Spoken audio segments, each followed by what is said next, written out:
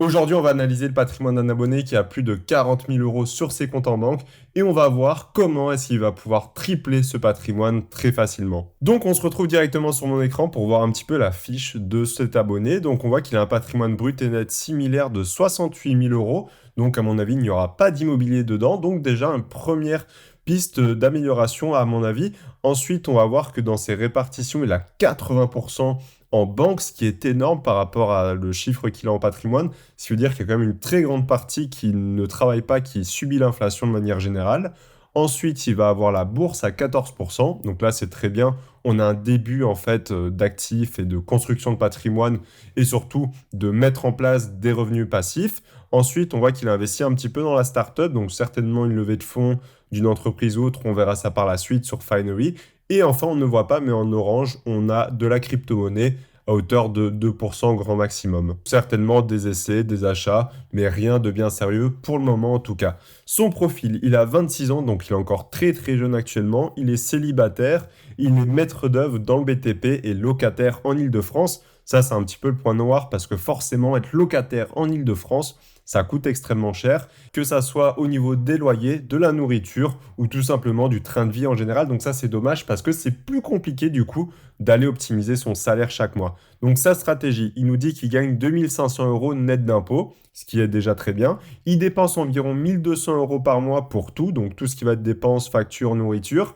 Et le reste est coffré et investi en bourse, crowdfunding immobilier et livré. Donc tout ça, c'est excellent. Ça veut dire qu'il peut très bien vivre avec 1200 euros par mois, comme quoi c'est possible. Et donc, il va lui rester chaque mois 1300 euros à allouer à ses actifs. Donc ça, c'est très intéressant parce que ça lui donne une très grande capacité d'investissement et d'épargne. C'est d'ailleurs, à mon avis, pour ça qu'il a autant en banque, à mon avis. Et son objectif, ça va être de développer un side business en parallèle de son activité de salariat. Donc, il nous a pas dit un petit peu plus si ça serait une chaîne YouTube, un e-commerce, une agence ou toute autre chose. Il nous a pas précisé c'est quoi. Et enfin, il voudrait constituer une retraite solide. Donc, à mon avis, là, tu es très bien parti si tu peux te permettre d'investir 1300 euros par mois. Évidemment, il faudra prendre en compte aussi les changements de situation, si tu te maries, si tu as un enfant et si tu achètes ta résidence principale. Et maintenant, on va directement analyser en fait son patrimoine sur Finery. Donc, premièrement, on va commencer avec ses livrets qui est le plus important dans son patrimoine parce qu'il représente 42 600 euros, ce qui est énorme, hein. D'habitude, on recommande d'avoir entre 3 à 6 mois de côté. Lui, il a quasiment l'équivalent de 2 à 3 ans de côté de dépenses, ce qui est juste énorme. Il a un livret pierre à 20 000 euros, un LDDS à 12 200 euros, un livret à 9 800 euros. Donc, on voit que concrètement, il est très très bien. Et enfin, un contrat fixe sur Nexo. Donc, si tu ne sais pas c'est quoi, je te mets la vidéo juste ici où je te parle de Nexo, mais on ne prendra pas en compte dans son analyse. Mais on voit qu'il a vraiment rempli ses livrets, que là, limite, ça ne sert même plus à rien de mettre de côté parce qu'il a clairement son épargne de sécurité, voire il a largement de l'argent en plus pour pouvoir investir et réallouer cet argent-là. Et on va voir par la suite qu'est-ce qu'il pourrait en faire. Ensuite, au niveau des actions et des fonds, là, j'ai envie de dire, il y a beaucoup d'améliorations qui peuvent être faites. Déjà, c'est très bien, il a 7 294 euros en bourse, donc il commence ses premiers pas. J'ai l'impression qu'il n'a pas encore trouvé sa stratégie parce qu'il a un compte titre, il a un PEA également, il a également du coup une épargne salariale, donc il touche un peu à tout, c'est très bien, mais j'ai un gros problème, c'est au niveau de ses répartitions et de ses positions.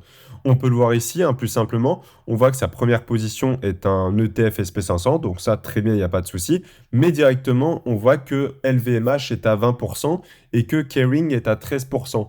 Pour moi, c'est beaucoup trop élevé en termes de position, c'est-à-dire que si demain Kering ou LVMH ou le secteur du luxe a un problème, eh bien tu vas être trop fortement exposé. D'ailleurs, on peut le voir juste ici, dans ces répartitions sectorielles, le bien non essentiel est à 38% et majoritairement ça sera dans le luxe avec les positions qu'il a achetées. Donc on a une grosse surexposition à ce secteur. Je recommande de manière générale de ne pas dépasser 25%, là on les dépasse largement. Donc je te recommanderais déjà de rééquilibrer cela et de rabaisser un peu ta position sur le luxe. En tout cas, c'est ce que je ferais, je connais pas ta stratégie évidemment. Mais un autre problème également, c'est que j'ai l'impression que tu fais trop de doublons entre ton PEA et également ton compte titre. Ici, on a un ETF SP500, un ETF Monde, un ETF du coup pays émergent Asie.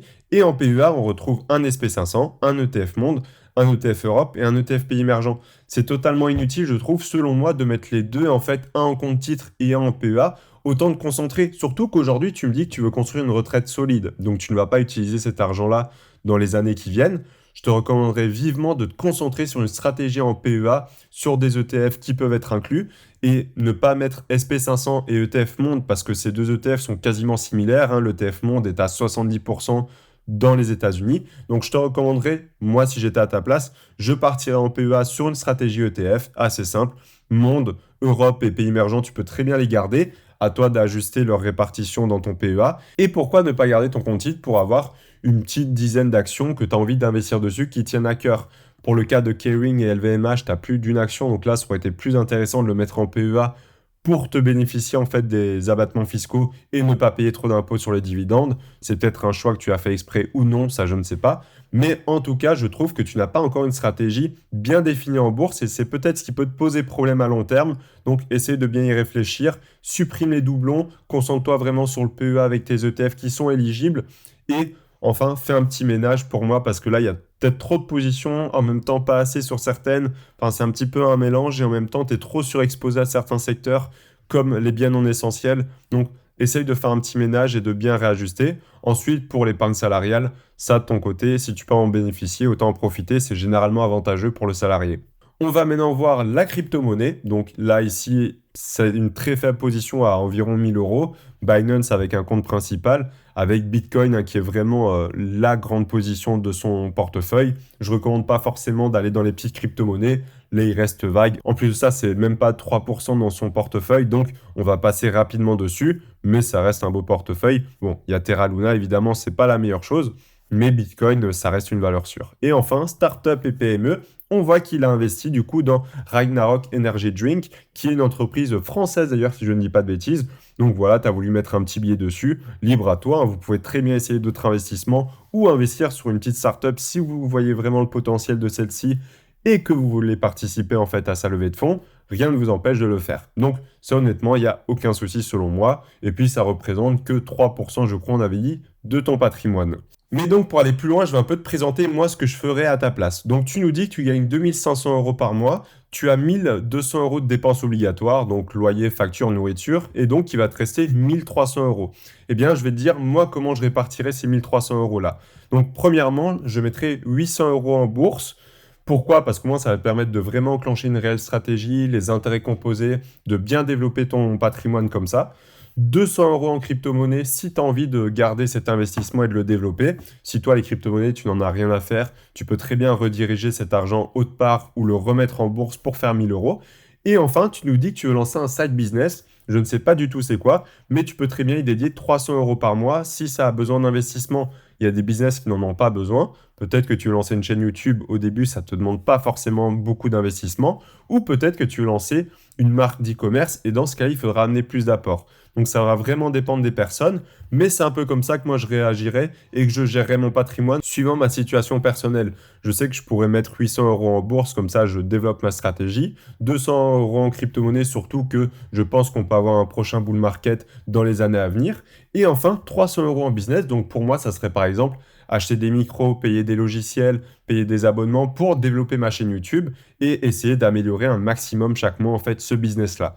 Ensuite, on a vu que tu as 42 000 euros sur tes livrets. Pour moi, c'est beaucoup trop, ça sert à rien que cet argent-là dorme dessus. Donc, qu'est-ce que je ferais? Je garderai 18 000 euros pour ton épargne de sécurité que tu ne dois pas toucher. C'est-à-dire que j'ai fait 1500 euros x 12. Tu nous as dit que tu vivais avec 1200 euros. J'ai pris un peu plus large pour que tu puisses être sûr. Donc là, ça te permettrait de payer une voiture qui lâche, des problèmes d'électricité, d'eau ou également problèmes de santé, peu importe. Ensuite, tu veux lancer un side business. Encore une fois, je ne sais pas c'est quoi, mais j'ai compté 10 000 euros pour le lancer. Peut-être que tu as besoin d'acheter du stock, peut-être que tu as besoin de te former, passer une formation, peut-être que tu as besoin de, je ne sais pas, de louer un local, peu importe. Et bien là, ça va te permettre de développer un projet business. Ou si tu n'as pas besoin d'argent pour ce business-là, comme je te l'ai dit, il y a des business que tu peux lancer avec 0 euros. Eh bien, tu vas le réallouer vers un autre actif. Ça peut être notamment la bourse, la crypto-monnaie, peut-être l'immobilier, à toi de voir. Et enfin, je mettrai 14 000 euros de mon côté pour de l'immobilier, un apport. Aujourd'hui, tu n'as pas du tout développé cet aspect-là, alors que tu as beaucoup d'argent sur les comptes qui dorment, ça c'est du pain béni pour les banques. En plus de cela, tu as quand même un beau salaire et tu peux te permettre de mettre une belle somme de côté. Donc honnêtement, je ne comprends pas pourquoi tu t'es pas encore posé la question, ou peut-être que tu te la poses actuellement, mais que tu n'es pas passé encore à l'action. Je peux te montrer, hein. Aujourd'hui, si on évalue ta capacité d'endettement, tu gagnes 2600 euros par mois, tu as 26 ans actuellement, tu n'as pas d'autres revenus, ça peut te faire 150 000 euros sur 20 ans. Tu peux même emprunter que 100 000 euros si tu veux, mais ça te permet de jouer avec des plus grosses sommes et surtout de pouvoir augmenter ton patrimoine plus rapidement. Certes, ça sera du patrimoine brut, mais encore une fois, j'estime que là, tu as beaucoup de choses que tu pourrais mettre en place avec cette somme-là. Ça ne sert à rien de la faire grignoter par l'inflation. Aujourd'hui, tu as très peu de livrets qui la couvrent, à part le LEP dans ma mémoire. Mais sinon, si tu mets un LDDS ou livret A, par exemple, ça sert même à rien de le laisser dessus. Donc, à part ton épargne de sécurité, essaye de vraiment utiliser cet argent-là et d'en faire levier pour l'immobilier, pour un business ou autre. Et enfin, si on doit calculer aussi les intérêts composés, ça serait très simple. Donc, tu as 7 000 euros actuellement en bourse. Tu as investi du coup 800 euros dans notre schéma théorique que moi je ferai à ta place par mois, sans prendre en compte des changements de situation potentiels évidemment, 10% par an. Et ça nous donnerait sur 30 ans, donc tu aurais d'ici là 56 ans, eh bien 1 700 000 euros. Donc c'est énorme, c'est juste la bourse, hein. Si tu arrives à avoir une bonne stratégie qui fait 10% par mois, c'est tout à fait faisable avec les ETF ou autres. Donc tu peux très bien atteindre cette somme-là. Et puis si on rajoute l'immobilier, tu peux très bien exploser encore plus vite. Pourquoi? Parce que tu vas non seulement avoir la bourse, tu vas avoir l'immobilier. L'immobilier va te rapporter des loyers que tu pourras réinvestir en bourse également ou en crypto-monnaie. Donc honnêtement, je vois aucune raison que tu ne puisses pas avoir une retraite solide comme tu nous le dis. Et en assemblant plusieurs actifs, tu peux très bien faire de très très belles choses. Donc en résumé, ce que je ferai à ta place, les livrets, je mettrai 18 000 euros sur mes livrets pour prévoir des imprévus. Le reste, j'investirai dans mon business si besoin ou en immobilier et en bourse. Ensuite, au niveau des actions, je referai ma stratégie. Pour moi, elle n'est pas encore assez à optimiser et bien adaptée au long terme. C'est-à-dire que je me concentrerai sur le PEA premièrement parce que tu investis à long terme et tu veux pas retirer tes billes tout de suite sur des ETF classiques. Donc, soit l'ETF monte, soit le SP500, mais pas les deux, ça fait doublon. Et garder l'ETF pays émergent et Europe si ça te fait plaisir. Et en compte titre, te consacrer plutôt à des actions internationales que tu ne pourrais pas accéder en fait en PEA. Donc par exemple, je n'ai pas vraiment d'idée qui me sortent en tête. J'ai l'impression d'ailleurs que quasiment toutes tes actions sont disponibles en PEA. Donc autant même te concentrer sur le PEA actuellement. Et si tu as quelques actions étrangères, les mettre en compte titre. Mais ne fais pas, en plus du PEA et de tes ETF en PEA, de mettre les mêmes ETF en compte titre. Ça sert strictement à rien, à part gaspiller un peu de l'argent pour rien et surtout que tu perds un peu en vélocité, j'ai l'impression. Et dernière chose très importante, essaye de diminuer tes positions sur le luxe parce qu'aujourd'hui ça représente 38%. Alors le luxe a très bien performé cette année et continue de bien performer, mais fais quand même attention, si une bulle éclate, on ne sait jamais ce qui peut arriver, comme en l'an 2000 avec la bulle Internet, ça peut ravager ton portefeuille. Donc, je te conseille de plutôt rééquilibrer tout ça. D'ailleurs, si toi aussi tu veux que j'analyse ton patrimoine, n'hésite pas à remplir, c'est le premier lien en description. Si tu veux voir la dernière analyse de patrimoine que j'ai faite, je te la mets juste ici. On se retrouve juste derrière. C'était Maxime. Ciao.